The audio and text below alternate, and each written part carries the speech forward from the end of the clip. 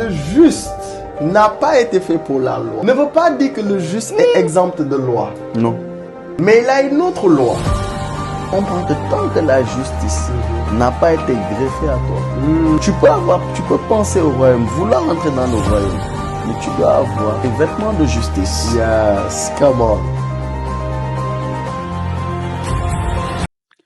Shalom à tous, j'espère que vous allez bien. Ici l'apôtre Edmond ainsi que mon cher frère le prophète Joseph-André Turpin. Shalom à vous. Alors nous sommes là pour l'épisode 3 je pense de notre thème Euangelion dans notre émission préférée, la balade du Saint-Esprit.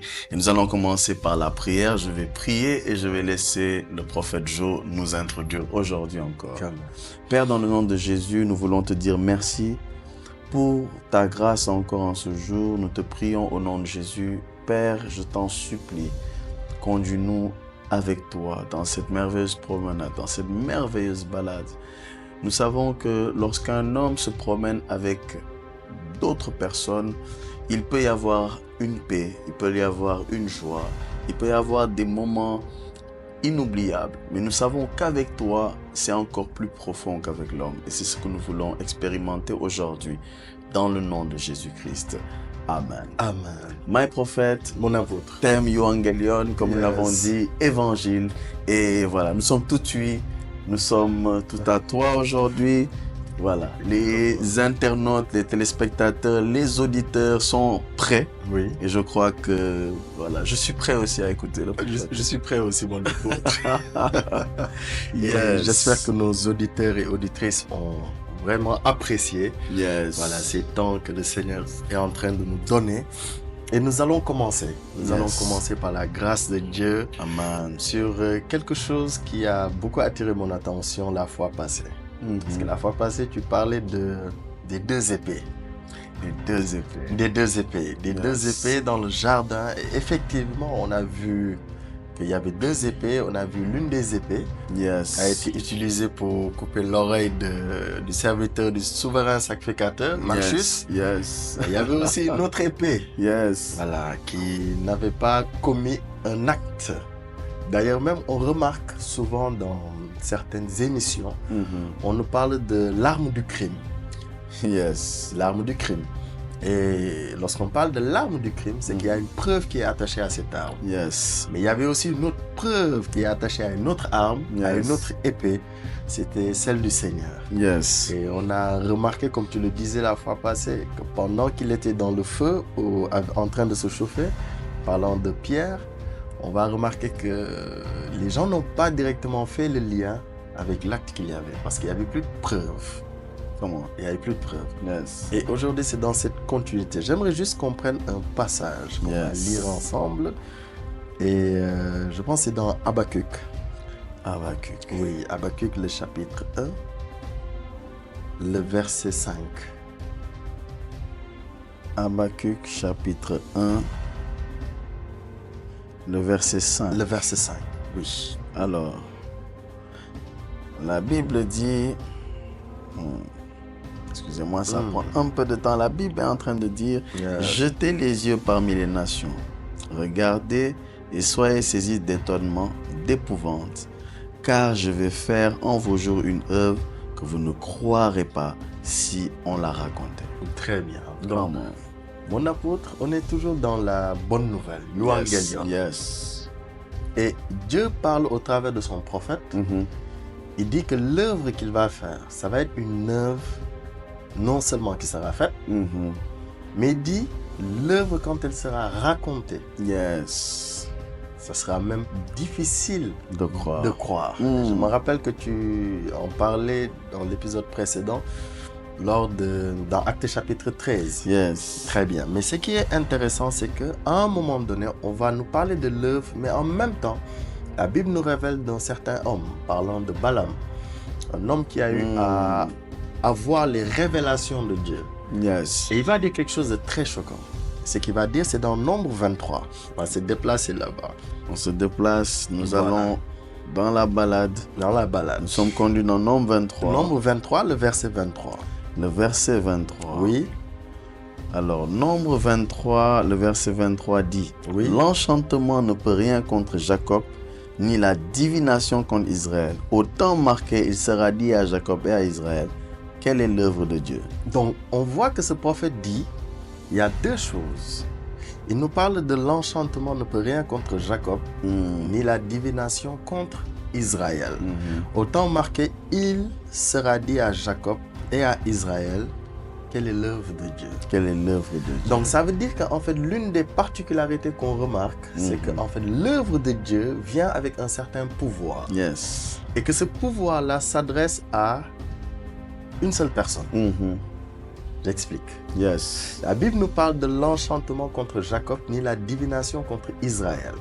Mais ce qui est étrange, la Bible ne nous dit pas que il leur sera dit. Oui. Comme s'il s'agissait de deux entités. Yes. Mais c'est au singulier. Yes. Ça veut dire qu'il y a un côté spirituel et il y a un côté naturel. Come on. Et que la victoire, en fait, l'œuvre de l'Éternel aura un impact sur le côté spirituel, mais aussi sur le côté physique.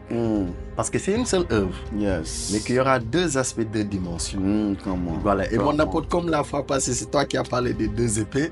Donc, il faut que tu nous parles. Là, ça commence très très fort. J'aime bien, on dit l'enchantement ne peut rien contre Jacob, oui, ni la divination contre Israël. Yes. On dit l'enchantement, dans certaines versions, on dit la divination ne peut rien contre Jacob, et la sorcellerie ne peut rien contre Israël. Yes. La sorcellerie ne peut rien contre Israël. Come on. La sorcellerie ne peut rien contre Israël. Qu'en est-il de l'Église? Est-ce que la sorcellerie peut quelque chose contre l'Église? Explique-nous. La question, elle est simple. Pourquoi? Parce que je sais qu'il y a des gens en suivant se sont dit, ces hommes annoncent une doctrine étrange. Ça me rappelle Acte. Ils parlent d'une doctrine étrange. De quoi parle-t-il? N'y a-t-il pas de réclamation? Je parle comme l'apôtre Paul. Loin de là. Loin de là. Est-ce que nous disons que ça n'existe pas, les réclamations? Nullement. Loin de là, nullement. Mais nous expliquons qu'il y a une bonne nouvelle. Yes. Et aujourd'hui, la bonne nouvelle n'est pas qu'il y a des réclamations dans la maison de ton père. Il y en a, mais ce n'est pas la bonne nouvelle. La bonne nouvelle, c'est ce que nous expliquons. Pour mieux expliquer ceci, let's go. J'ai un passage qui pourra expliquer. Le prophète a parlé de choses très importantes. Le prophète vous a parlé, nous a entretenu avec une chose. Il a parlé des deux dimensions, Jacob et Israël. Il a parlé d'un côté spirituel et d'un côté physique. Yes. Il a parlé des deux épées. Bon. Mais j'aimerais qu'on aille dans Exode 12. Exode 12. Yes. Come on, apôtre.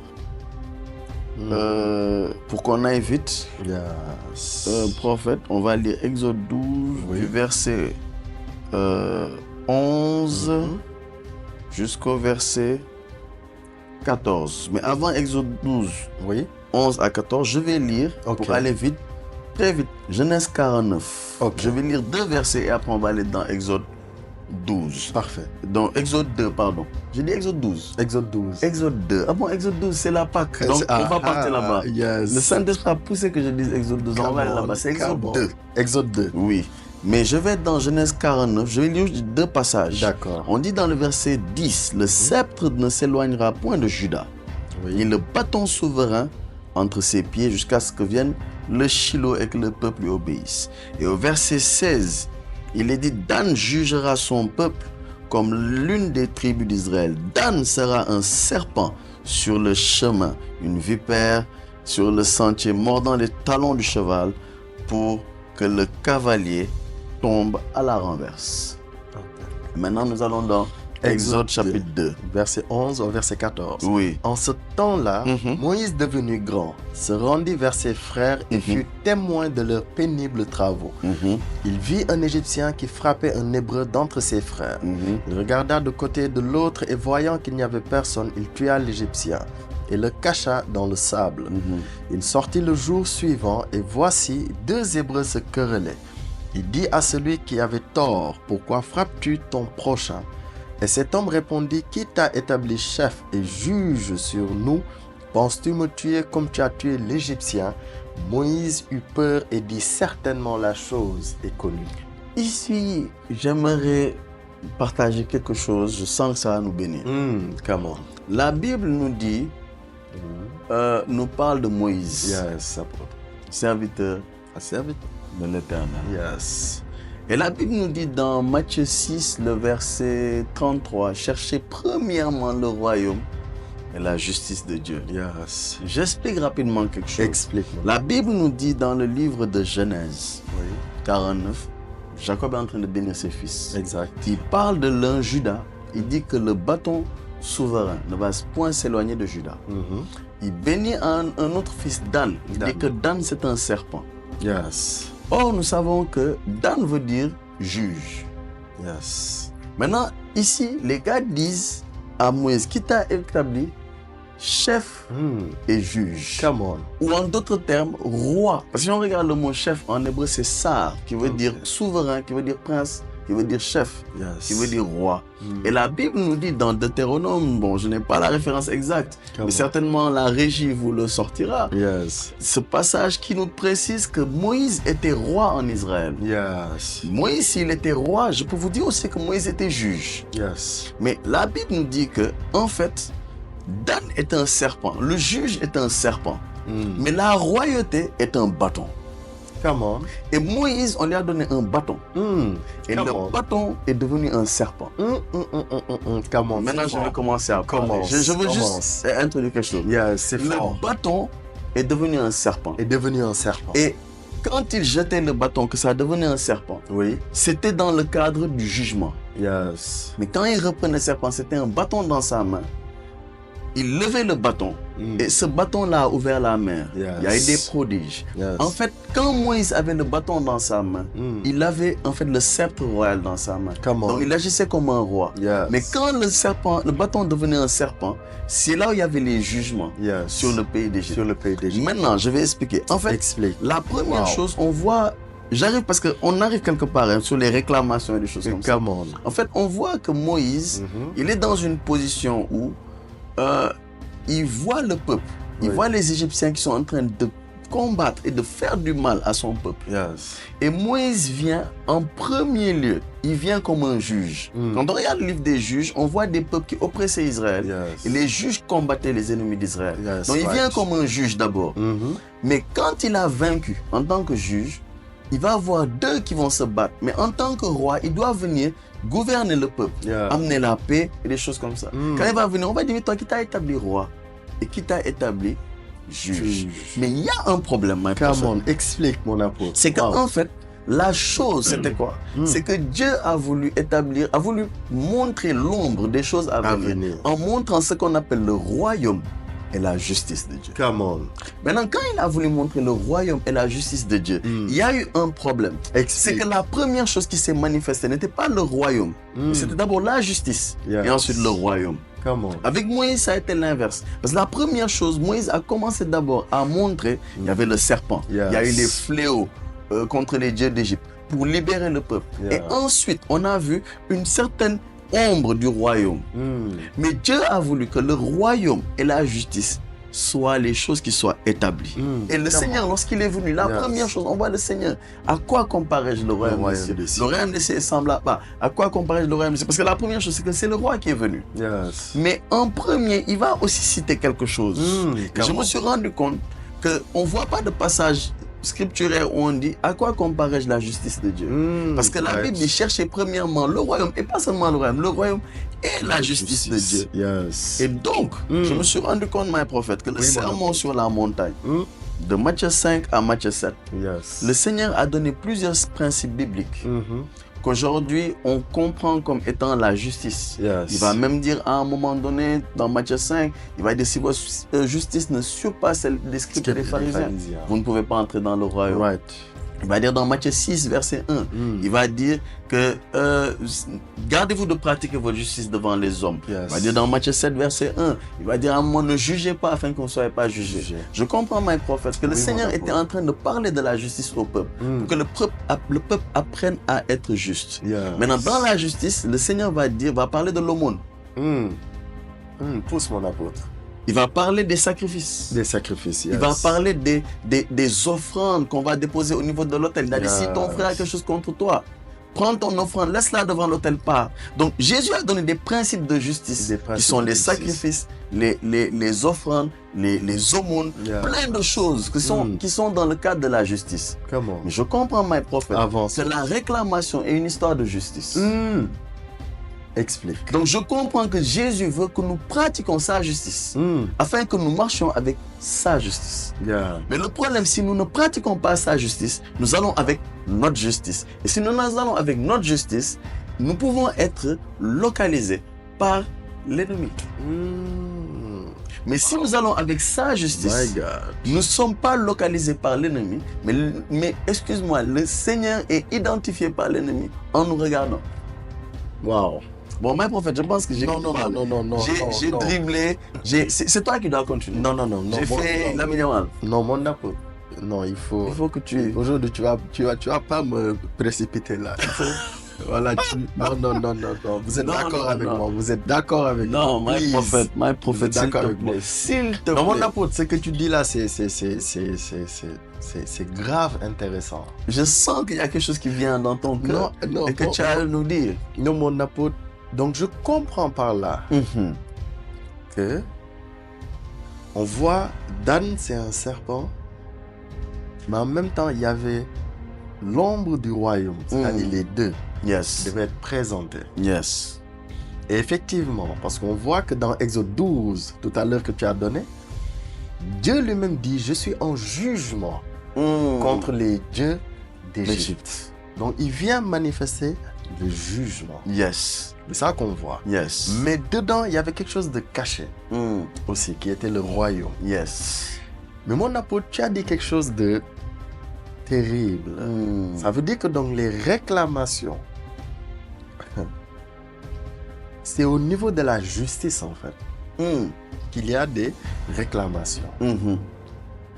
Et que quelqu'un qui comprend ce que le Seigneur Jésus était en train de dire, de Matthieu 5 à Matthieu 7, il y a une déconnexion totale entre là où nous étions, dans les ténèbres, et là où nous sommes maintenant, dans le royaume du Fils de son amour. Mais dans ce royaume, ça veut dire, dans mon apôtre, je comprends que lorsque nous étions dans les ténèbres, sans le savoir, nous pratiquions une certaine justice. Yes. Mais qui n'est pas appelée la justice du royaume de Dieu. Yes. Et que, à cause de ces choses, les réclamations devenaient évidentes. Naturellement. Yes. Donc je comprends qu'aujourd'hui, quelqu'un qui est sur un hôtel A, qui veut quitter, ne peut pas venir directement aller sur un autre hôtel B. Non. Parce qu'il y a quelque chose qui est pratiqué là-bas. Donc je comprends par là, sur la base de ce que tu dis, que si l'enchantement ne peut rien contre Jacob, si la divination ne peut rien contre Israël, ça veut dire que Jacob et Israël sont devenus serviteurs du Dieu vivant. Yes. Donc c'est ce qu'ils pratiquent comme justice. Exact. En fait. Yes. Mon apôtre, explique encore. Come on. Explique. C'est-à-dire, tu as l'art de pouvoir toucher des choses et de laisser la balle. Très bien, il joue très bien. Il joue très bien. En fait, my prophet, pendant que tu es en train de parler, il y a un moment donné où il y a eu, si je peux dire, un jugement. Un jugement. Le jugement est dans le domaine de la justice. De la justice. Un jugement est tombé sur le peuple d'Israël. Yes. Il y a eu des serpents brûlants qui ont mordu. Mais qu'est-ce que Dieu dit à Moïse? Prends le bâton et mets un serpent en errant. Ça veut dire, prends le royaume et la justice. Come on. Yes. Et élève ça. Et quiconque posera les yeux sur la justice, parce qu'en fait c'est sur le serpent. Celui qui fixera la justice. Pas le bâton. Pas le bâton. Mais le serpent. Le serpent. Celui-là, il sera délivré. Yes. Et le Seigneur Jésus le dit dans Jean chapitre 3, le verset 14. Il dit de même.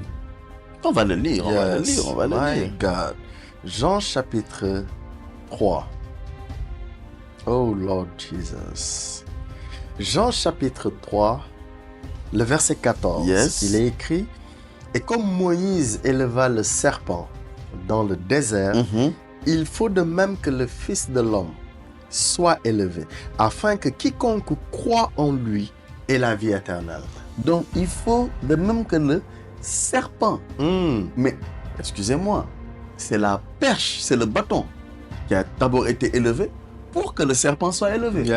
Mais c'est comme si les yeux devaient se fixer d'abord sur le serpent. Sur le serpent. Yes. Come on. C'est d'abord sur le serpent. Donc, dès que toi, tu vois le serpent, bon, pardonnez.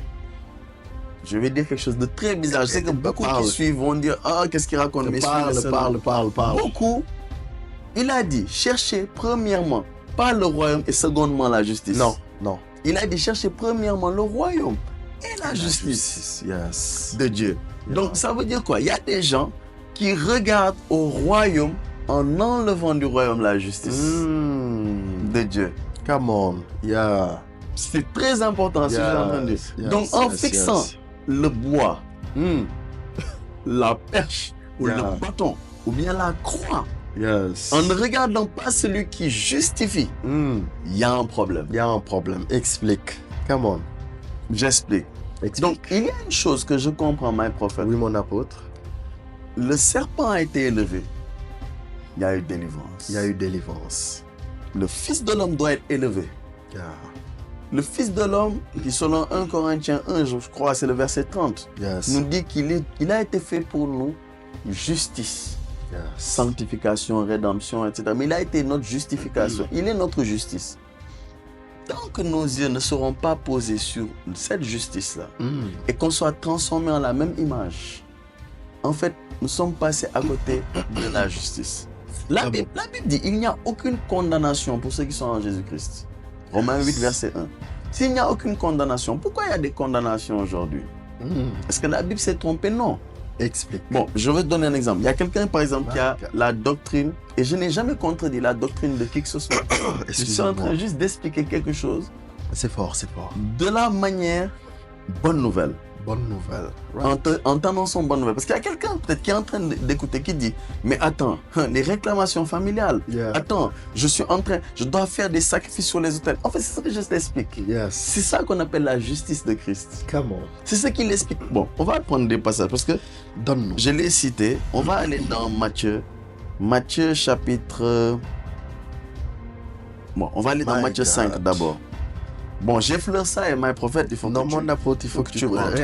Là même, j'ai ma gorge là. Comprenez-moi. C'est fort. Matthieu 5, le verset 20. Voilà, 20. Ok, Matthieu chapitre 5, le verset 20. Car je vous le dis, si votre justice ne surpasse celle des scribes et des pharisiens, vous n'entrerez point dans le royaume des cieux. Verset 21. Vous avez entendu qu'il a été dit aux anciens, tu ne tueras point, celui qui tuera mérite d'être puni par les juges. Verset 22, mais moi je vous dis que quiconque se met en colère contre son frère mérite d'être puni par les juges. Quand on parle de juge, on parle de justice. Avant, il dit que votre justice doit surpasser celle des scribes et des pharisiens. Donc Jésus est en train de parler de justice. Et qui parle de justice parle de jugement. Qui parle de condamnation et aussi dans le domaine de la justice. Les gens ne comprennent pas que le Seigneur, quand il dit il ne faut pas se mettre en colère contre ton frère, c'est dans le domaine de la justice. On parle de la cuirasse de la justice. En grec, c'est le mot thorax. Thorax qui veut dire cette partie d'ici à là. C'est là où on mettait la cuirasse. Donc au niveau du thorax, il y a le cœur, il y a les poumons, il y a... En fait, bon, excuse-moi, les liens du sang. Parce que le sang est pompé par le cœur. Donc en vérité, quand on parle du thorax, on parle de la partie de la justice. C'est la partie en fait où tous les organes vitaux là qui sont ici sont liés. Donc dès le moment où le Seigneur dit, ne te mets pas en colère contre ton frère. Quand on te dit par exemple, la colère ouvre une porte. Les gens croient que c'est juste des slogans. Non, en vérité, c'est au niveau de la justice qu'il y a quelque chose. Et tous les autres passages, Jésus parle, notre Seigneur parle que de ça. Quand on va dans Matthieu 6, le chapitre suivant, on est au verset 1. Il dit quoi? Gardez-vous de pratiquer votre justice devant les hommes pour en être vu. Autrement, vous n'aurez point de récompense auprès de votre Père qui est dans les cieux. Donc, qui pratique la justice a une récompense. Right. Come on. My God. Verset 2. Verset 2. Lorsque donc tu fais l'aumône, ne sonne pas de la trompette devant toi, comme font les hypocrites dans les synagogues et dans les rues, afin d'être glorifiés par les hommes. Je vous le dis en vérité, ils reçoivent leur récompense. Là, il dit, ne pratiquez pas votre justice devant les hommes. Devant les hommes. Verset 2, il dit, lorsque tu fais l'aumône. Donc le Seigneur Jésus est en train de dire que faire l'aumône, donner aux veuves, aux orphelins, aux pauvres, c'est la justice de Dieu. C'est pratiquer la justice. Mais il dit que quand tu le fais, il y a une récompense. Il y a une récompense. Bon, on parle de justice et de juge. Je dis juste ça, après je laisse. Oh my God. On retourne dans le chapitre 5. Chapitre 5? Oh my God. Oh Jesus. On est dans le chapitre 5. Parce qu'il est en train de dire non. Mais les réclamations de ma famille, je dois prier, je dois briser. Oui, prie, brise. Mais, rentre dans le domaine de la justice. Il y a des actions que tu dois poser. Il y a des sacrifices que tu dois poser. C'est aujourd'hui, c'est le langage, c'est comme ce qu'on appelle sacrifice. Mais je vais te donner le langage du Seigneur et je t'amène quelque part. On est dans Matthieu chapitre 5. On descend au verset... Je cherche le verset. Oh, Jesus, thank you, Lord. Le Seigneur va dire si... avant qu'on t'amène chez le juge, c'est le verset 20 et quelques. Ok. Voilà, verset 23. Si donc 23. Tu présentes ton offrande à l'autel et que là, tu te souviens que ton frère a quelque chose contre toi, laisse là ton offrande devant l'autel et va d'abord te réconcilier avec ton frère, puis viens présenter ton offrande. Accorde-toi, verset 25, accorde-toi promptement avec ton adversaire pendant que tu es en chemin avec lui, de peur qu'il ne te livre au juge, que le juge ne te livre à l'officier de justice et que tu ne sois mis en prison. Je te l'ai dit en vérité, tu ne sortiras pas de là que tu n'aies payé le dernier cadran. Donc le Seigneur est en train de dire de s'accorder avec l'adversaire. Ça paraît bizarre.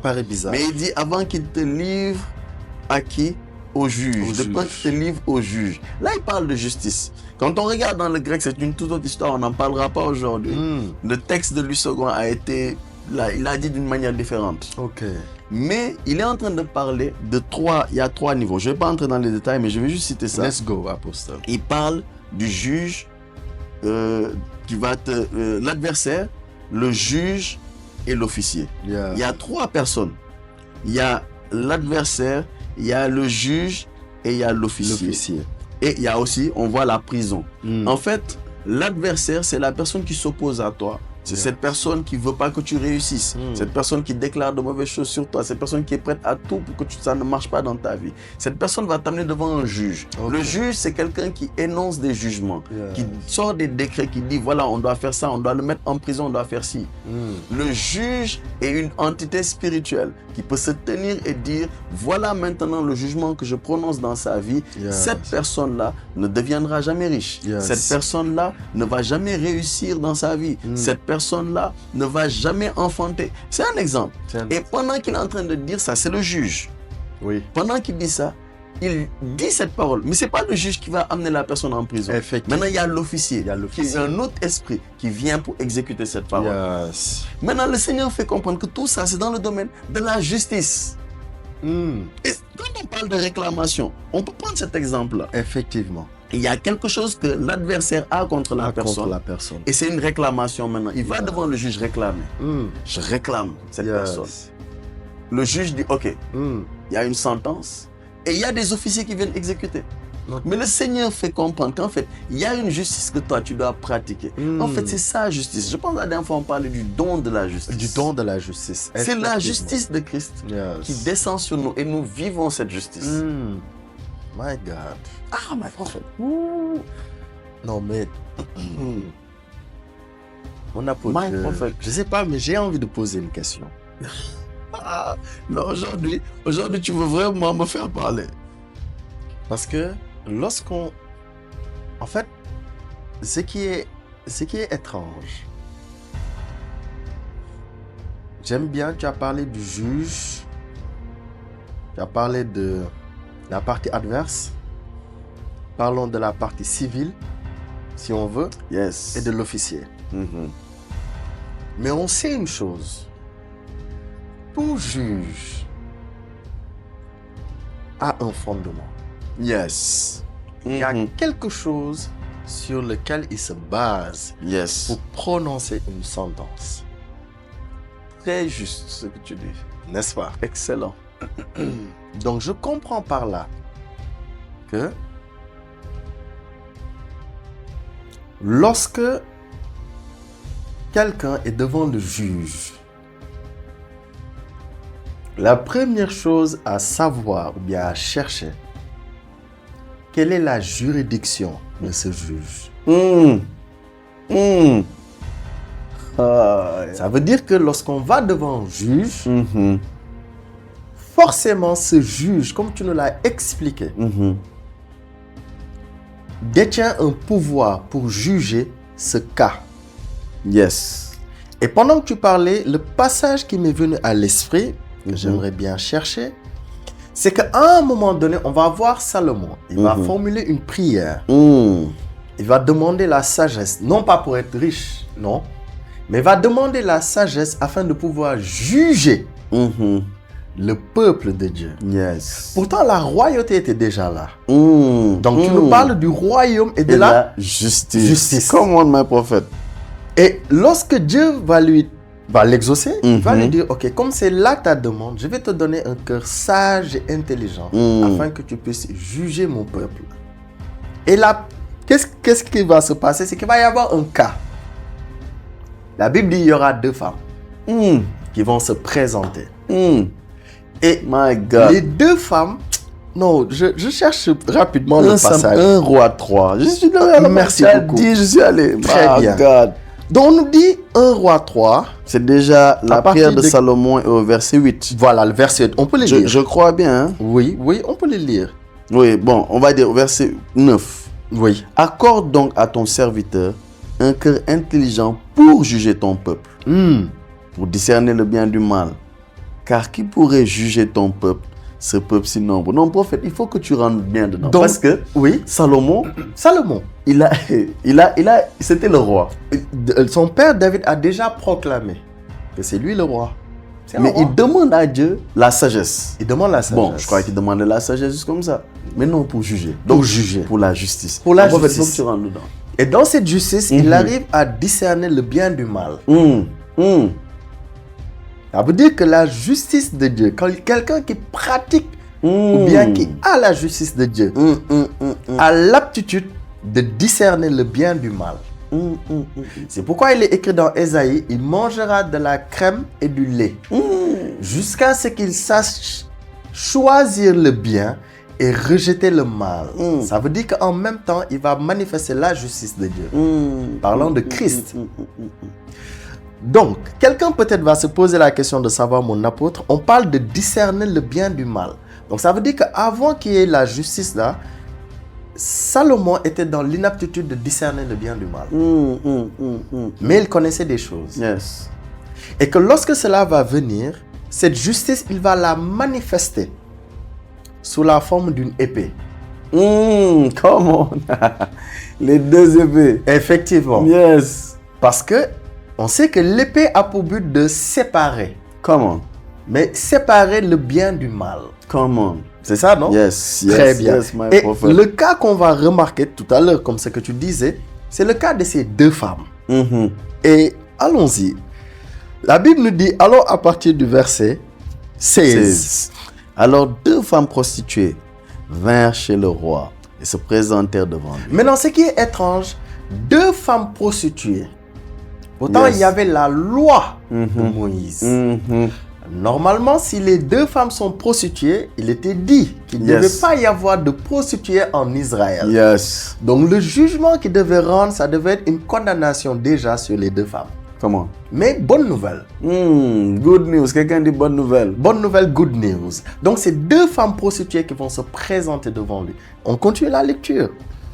L'une des femmes dit, pardon mon Seigneur, moi et cette femme, nous demeurions dans la même maison. Et je suis accouché près d'elle dans la maison. 3 jours après, cette femme est aussi accouchée. Nous habitions ensemble, aucun étranger n'était avec nous dans la maison. Il n'y avait que nous 2. Le fils de cette femme est mort pendant la nuit parce qu'elle s'était couchée sur lui. Elle s'est levée au milieu de la nuit, elle a pris mon fils à mes côtés, tandis que ta servante dormait. Et elle l'a couché dans son sein et son fils qui était mort, elle l'a couché dans mon sein. Le matin, Je me suis levé pour allaiter mon fils et voici, il était mort. Je l'ai regardé attentivement le matin et voici, ce n'était pas mon fils que j'avais enfanté. L'autre femme dit, au contraire, c'est mon fils qui est vivant et c'est ton fils qui est mort. Mais la première répliqua, nullement, c'est ton fils qui est mort et c'est mon fils qui est vivant. C'est ainsi qu'elles parlèrent devant le roi. Le roi dit, l'une dit, c'est mon fils qui est vivant et c'est ton fils qui est mort. Et l'autre dit, nullement, c'est ton fils qui est mort et c'est mon fils qui est vivant. Puis il ajouta, apportez-moi une épée. On apporta une épée devant le roi et le roi dit, coupez en deux l'enfant qui vit et donnez-en la moitié à l'une et la moitié à l'autre. Yes. Alors la femme dont le fils était vivant sentit ses entrailles s'émouvoir pour son fils. Et elle dit au roi, ah mon Seigneur, donnez-lui l'enfant qui vit et ne le faites point mourir. Mais l'autre dit, il ne sera ni à moi ni à toi, coupez-le. Donc, mon apôtre, on remarque une chose. Yes. Les deux prostituées se tiennent devant le roi. Pourtant, il a demandé à pouvoir juger le peuple de Dieu. Yes. Come on. N'est-ce pas? Mais ce qui est étrange, cette fois-ci, c'était le fils qui était le sujet. Les deux prostituées étaient dans la même maison. Yes. Sachant que la prostitution n'était pas permise. Ils ont un fils. Yes. Et bizarrement, devant le roi, l'un dit, l'un va réclamer. Il va voir que son fils est mort. Parce qu'il va se coucher sur son fils. Et qu'est-ce qu'il va faire? Il va échanger. Ça veut dire quoi, mon apôtre? Ça veut dire que souvent, l'ennemi, qu'est-ce qu'il fait? Il prend sa justice. Il la donne à quelqu'un. Pour que, en fait, cette personne se dise, voici comment Dieu m'a frappé. Voici ce qui m'arrive. En fait, la mort est mon partage. Mais ce que j'aime, c'est que l'une des prostituées, elle dit, en fait, elle était censée allaiter quelque chose qui vivait. Mais elle a regardé attentivement. Elle a reconnu que ce n'était pas son fils. Et il s'est soulevé un sujet de réclamation. Il y a une réclamation. Yes. Donc, ils sont allés devant un juge. Mais la réclamation, il y avait aussi la partie civile et la partie adverse. La partie adverse dit qu'en fait, l'enfant qui est vivant, en fait, cette bénédiction est à moi. Wow. Parce que souvent, l'image qu'on a de la réclamation, c'est qu'en réalité, la réclamation, c'est que non, tu as quelque chose qu'on réclame. Non. Souvent, la réclamation, c'est qu'il y a un bien que l'ennemi garde. Yes. Et il te donne autre chose. Il te donne autre chose.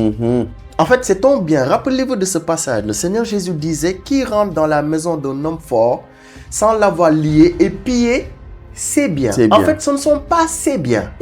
Mais le fait de s'en approprier, il s'autorise le droit que c'est son bien. Donc, ça veut dire quoi? Ça veut dire qu'en fait, dans cette réclamation, qu'est-ce qui va se passer? La réclamation, ce n'était pas le fait d'arracher seulement l'enfant vivant, mais c'est de dire qu'en fait, l'enfant mort, c'est ton enfant. Yes. Yes, my prophet. Wow. Car en fait, c'est ce qui est mort qui t'appartient. Pas ce qui vit.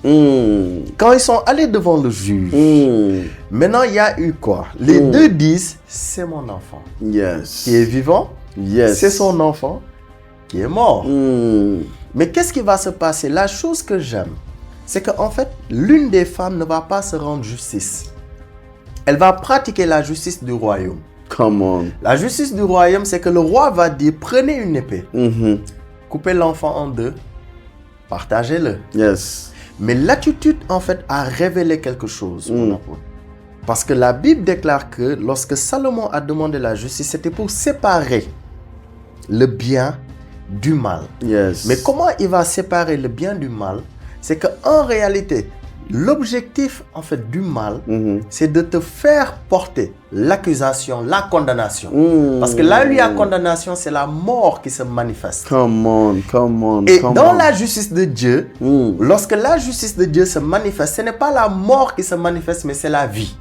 C'est pourquoi lorsqu'ils étaient mordus et qu'ils regardaient à la justice, ils vivaient. Yes, come on. Parce que l'accusateur ne te donne pas la vie, mais il cherche l'exécution de la condamnation. Maintenant, dans la justice de Dieu, lorsque Salomon va manifester cela, la nature de l'accusateur va se manifester.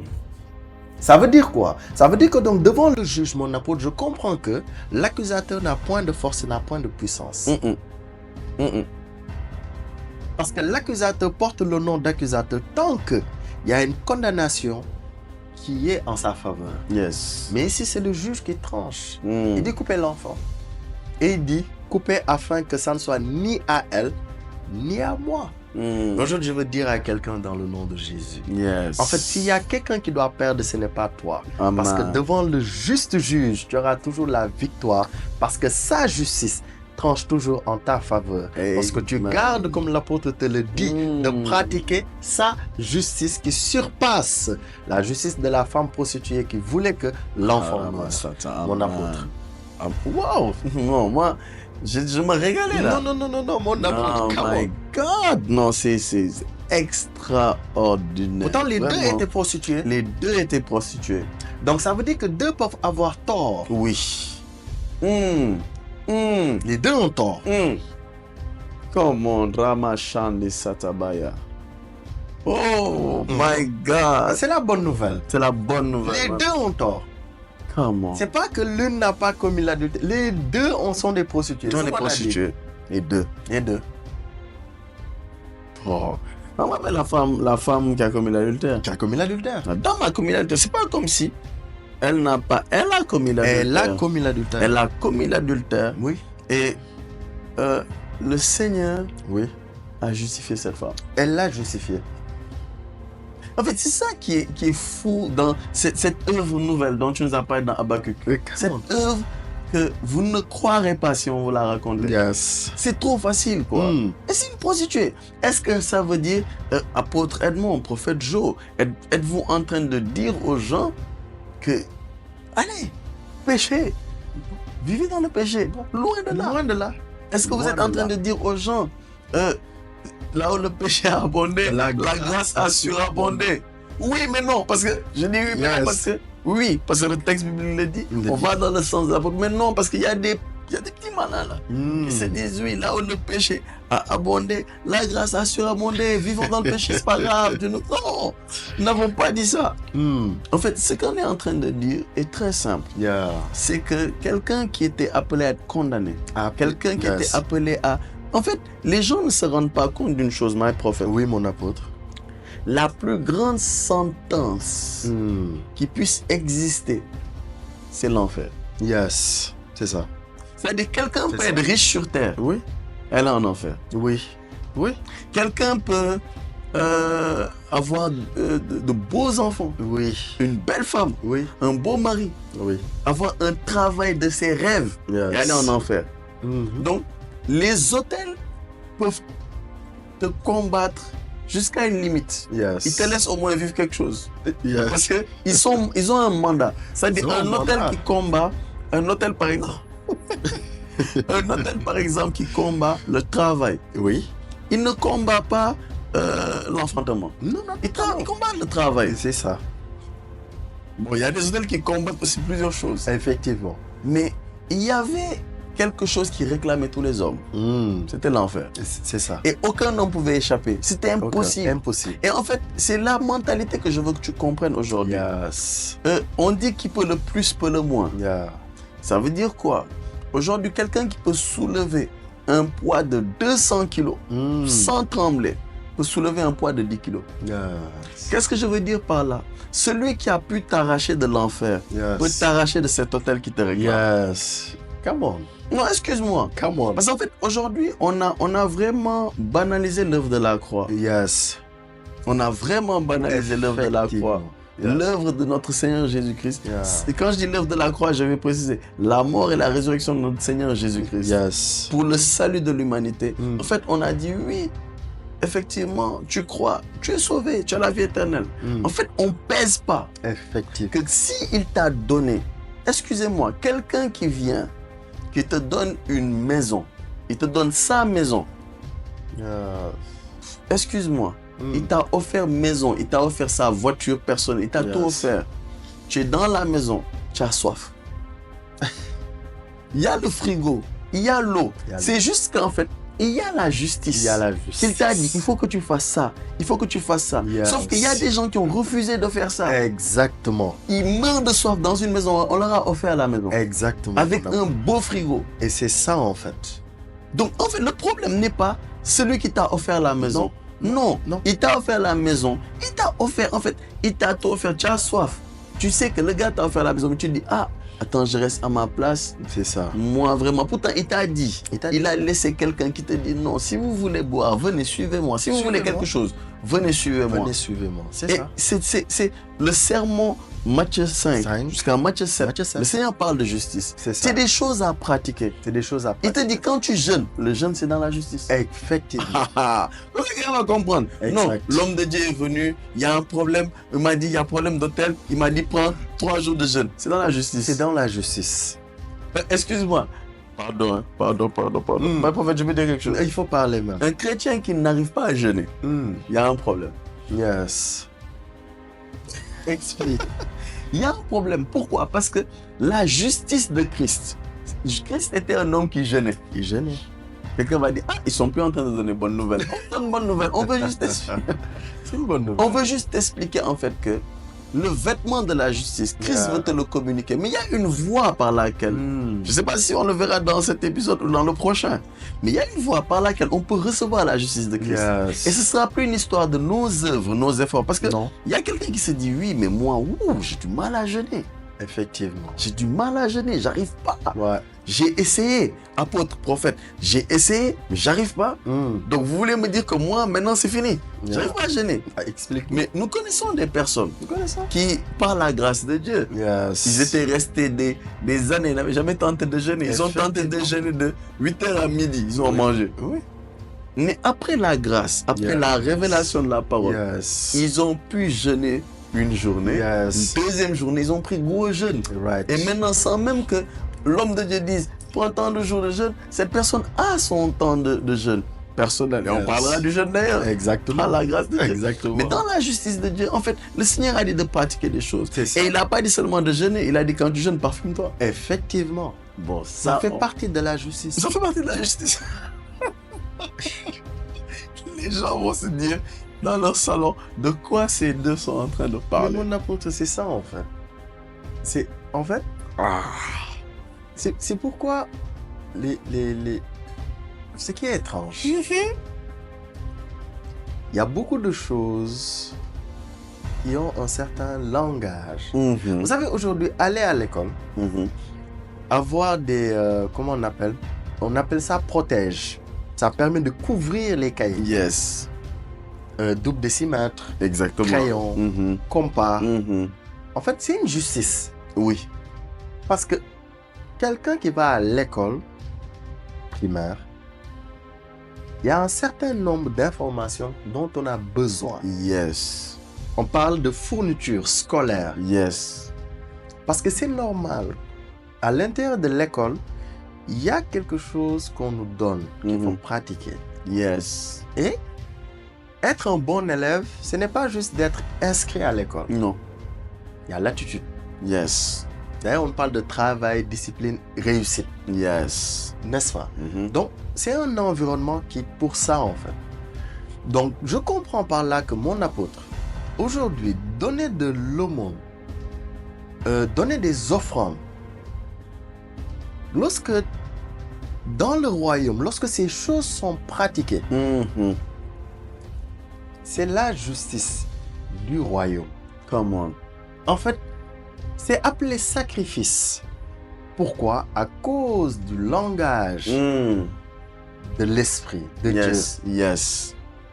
Et j'aimerais ouvrir une petite parenthèse, si tu me le permets. Oh, c'est permission, tout ce que tu veux. Je veux dire à quelqu'un qu'aujourd'hui, on parle de la dîme. La dîme n'est pas une semence. C'est une justice. Un prophète. Attends, je me remets quoi. Je me remets de mes émotions. Vas-y. Oui, on y va. Et juste un petit passage. Oui. La Bible dit que celui qui est venu au devant d'Abraham, celui à qui Abraham a donné la dîme de tout. C'était le bâton et le serpent. C'était le bâton et le serpent. Son nom, c'était Melchisedec. Le roi de justice. C'est pourquoi, en fait, Abraham n'a pas reçu des félicitations. Non. Mais il a reçu quelque chose. Parce que tout à l'heure, lorsque tu parles dans Matthieu chapitre 6, on parle de la récompense. Comment? Et on voit que dans Genèse chapitre 15, verset 1, la première chose dont on parle après cet épisode. Oh, je vais le lire. Non, lisons. Si tu vas vite. Il faut permettre au peuple de suivre. Parce que moi, j'ai déjà le verset en tête. Hein. D'accord. Parce que tu nous as parlé de récompense. Il dit, si vous faites ça devant les hommes, quelle récompense méritez-vous? Oh, je ne sais pas si quelqu'un suit ce que le prophète est en train de dire. Genèse 14. Genèse 14. C'est là où il y a eu Melchizedek. C'est là où il y a eu Melchizedek. On pourra peut-être vous poster ça, le verset 18, la rencontre d'Abraham avec Melchizedek. Genèse 15. Genèse 15. Verset 1. Verset 1. Je vais le lire, si tu me permets, dans deux versions. Voilà, lis ça. Je vais le lire dans versions. Louis II. Oui. Et je vais le lire aussi dans la version King James française. Exactement. Et dans Louis II. Après ces événements, oui, la parole de l'Éternel fut adressée à Abraham dans une vision. Et il dit, Abraham, ne crains point, je suis ton bouclier et ta récompense sera très grande. Après ces événements, la rencontre avec Melchizedek. C'est après ces événements qu'on introduit la notion de récompense. C'est après le verre d'eau froide, verre d'eau fraîche, qu'on parle de récompense. La récompense du prophète. Ok, continuons. Après ces choses, la parole du Seigneur vint à Abraham dans une vision en disant, n'aie pas peur Abraham, je suis ton bouclier et ton extrêmement grande récompense. Ton extrêmement grande récompense. Oui. Mais ce qui est étrange, mon apôtre, Genèse chapitre 12, Genèse chapitre 13, Genèse chapitre 13 vers la fin. Comment? Abraham bâtissait des hôtels. Mais on n'a pas vu de récompense. Non. Être exprimé à cette dimension. Oui.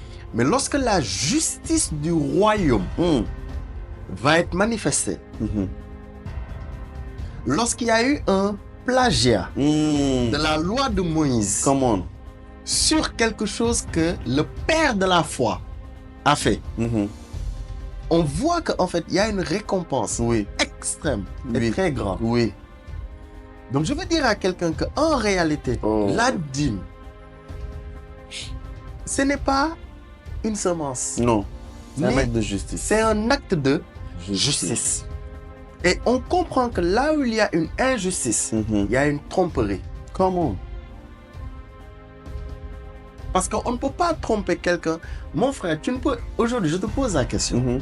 Comment peux-tu avoir 5 kilos de semences? Si tu choisis de semer 2 grammes, comment peux-tu me tromper? Si tu sèmes 2 grammes, tu moissonnes en fonction des 2 grammes. C'est tout. Mais il y a quelque chose qui surpasse au-delà de semer et de moissonner. C'est la justice. Come on. Il faut que tu décortiques ça. Non, mon amour, c'est juste une parenthèse. J'avais demandé que c'était une parenthèse. Non, la parenthèse, il faut que la continue. Il faut faire pas 3 points de suspension. Termine, on ferme la parenthèse. On ferme la parenthèse. Pourquoi?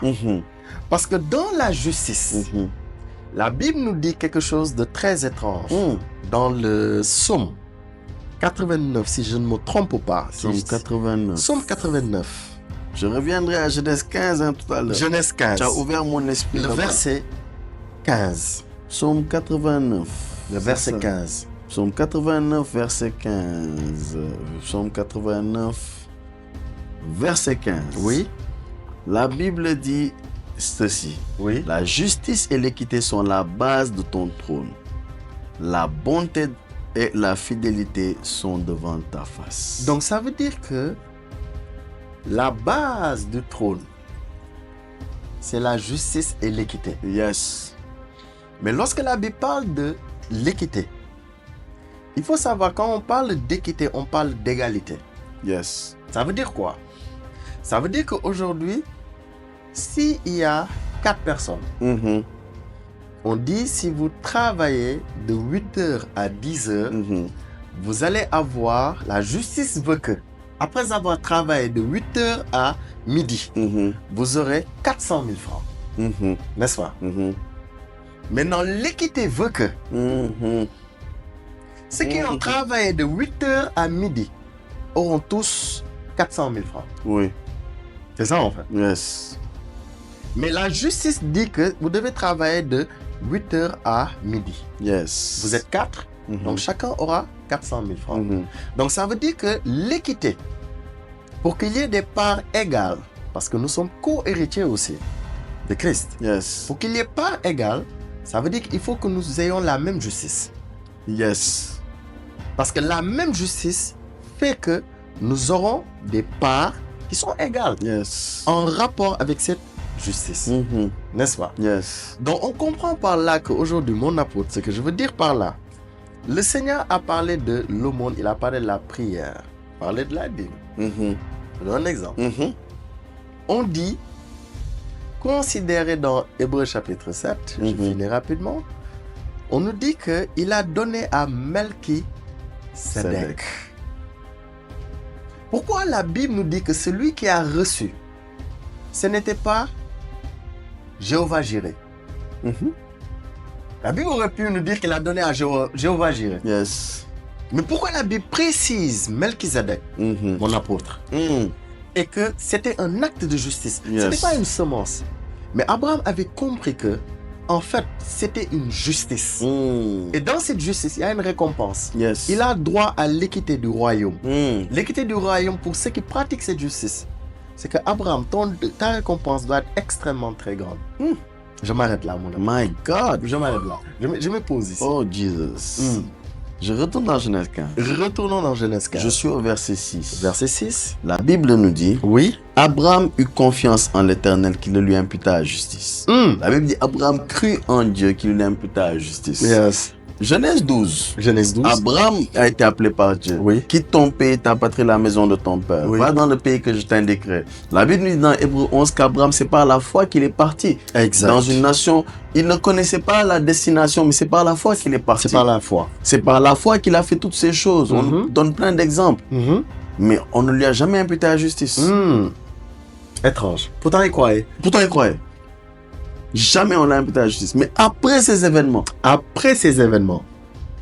Dieu lui avait déjà donné la promesse qu'il allait faire de lui une grande nation. Oui. Que les familles de la terre seront bénies en lui. En lui. Que sa postérité, etc. Lui et sa postérité allaient hériter du pays. Oui. Tout ça, Dieu lui a dit. Dieu lui a dit.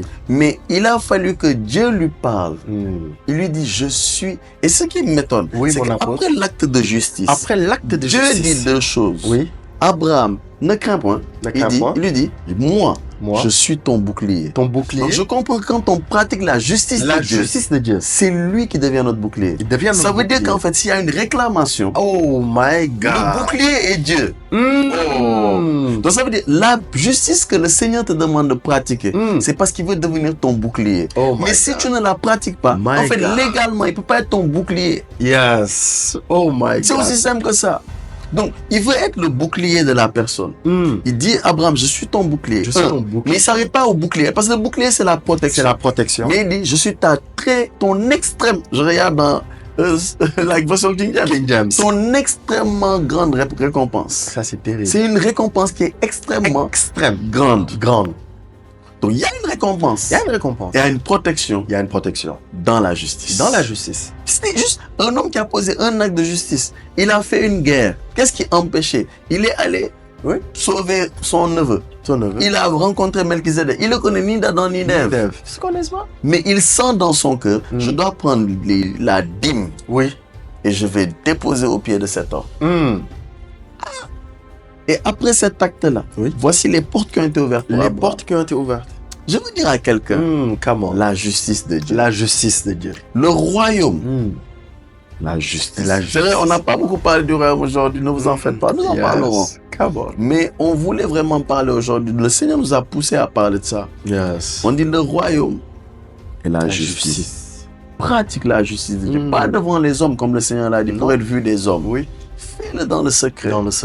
Prends et dans ton cœur aujourd'hui de vouloir marcher avec le Seigneur dans la dimension de la justice. En fait, par toi-même, tu ne peux pas. Je te dis, on le verra peut-être dans le prochain épisode. Mais sache une chose, tu peux demander la grâce au Seigneur de pouvoir marcher dans la justice de Dieu, de pratiquer la justice de Dieu. Et je te dis, mon frère, ta vie va complètement changer. Jusqu'à présent, nous ne sommes pas rentrés dans cette excellente nouvelle. Nous sommes en train de mettre des bases, my prophète. Come on, mon apôtre. Je te laisse donner le mot de la fin. Oui. Et après, prier pour le peuple, prier pour nous. Parce que tu as dit est terrible, my prophète. Mon apôtre, c'est ça en fait. C'est ça en fait. Et aujourd'hui, on a besoin de ça. Parce que, comme tu l'as si bien dit, généralement, on est beaucoup conscient du mal qui nous est fait. Alors que, il est bon d'être conscient du bienfaiteur qui veut nous faire du bien. Yes. Oui. C'est ça en fait. Et c'est dans cette justice, comme tu l'as si bien expliqué. En fait, c'est dans cette justice que nous y trouvons notre compte. Nous avons ce bouclier. Ça veut dire que quelqu'un qui a un bouclier, il est protégé. Mais il n'a pas seulement un bouclier. Il a aussi une extrême grande récompense. Ça veut dire que donc il y a des sujets de prière aujourd'hui que Abraham ne faisait pas. Mais il avait compris que ces sujets devaient être transformés en une justice qu'il devait pratiquer. Comment? That's it. Et en pratiquant cela, on a vu la vie d'Abraham. On a vu la vie de sa postérité selon la chair. Qu'en est-il de celle de notre Seigneur Jésus-Christ? Comment? Et je veux juste dire à quelqu'un, n'oublie pas une chose. Il y avait à la fois le bâton, mais il y avait aussi le serpent. Yes. Et que ceux qui regardaient juste ce serpent, ça veut dire que là où nous posons les regards sur ce royaume, il y a une justice qui est manifestée là-bas. Yes. Et c'est cette justice qui nous justifie. Je vais te dire à toi qui nous entends, à l'apôtre et à moi, pendant que tu es en train d'écouter notre voix, sache que le Seigneur Jésus, par son esprit, est en train d'accorder une justice extraordinaire dans la vie de quelqu'un. Et cette justice, c'est sa justice à lui, celle que nous t'annonçons depuis le départ. Et sur ce, nous voulons juste prier et déclarer sur la vie de quelqu'un. Seigneur, toi qui es fidèle à ta parole, toi qui as voulu que non seulement nous sachions que tu es Melki, oui, le roi, mais Melchizedek aussi, roi de justice. Comme l'apôtre l'a expliqué, alors qu'il y avait le royaume et qu'il y avait la justice, c'est qu'il y a quelque chose, c'est qu'il y a quelque chose qui nous est donné, mais pas à notre mesure, mais par-dessus. Ça veut dire qu'il y a le par-dessus, l'extrême récompense qui attend quelqu'un. C'est pourquoi ouvre davantage nos cœurs et notre compréhension à ton royaume et à ta justice, que nous puissions comprendre que ces choses sont nos bénéfices. Nous sommes bénéficiaires de ces choses. Nous te prions dans le nom de Jésus, alors que nous nous donnons rendez-vous très bientôt avec nos chers auditeurs et chères auditrices, qu'il y ait en fait cette soif et ce désir de vouloir aller encore à un autre niveau par la grâce de ton esprit. Nous avons ainsi prié et nous nous donnons rendez-vous, mon apôtre, très bientôt. Très bientôt pour le prochain épisode. Prochain épisode. Yes. Stay connected. Yes. Et shalom à toi. Shalom à toi. Je veux juste dire une chose. My prophète, ils sauront pourquoi, comment il s'appelle, le neveu d'Abraham, Lot, était en face de Sodome. Et il devait fuir Sodome. Et Sodome brûlait. Si sa femme se tournait, devenait statue de sel. Mais Abraham, parce qu'il pratiquait la justice, se tenait devant la ville du arrivée. Oh my God. On arrive au prochain épisode par la grâce de Dieu. Shalom. Shalom. Vous désirez être partenaire de votre émission La Balade du Saint-Esprit?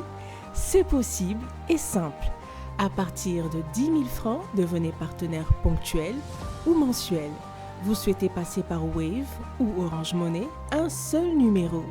77 856 44 39. La Balade du Saint-Esprit, une émission en Christ pour vous.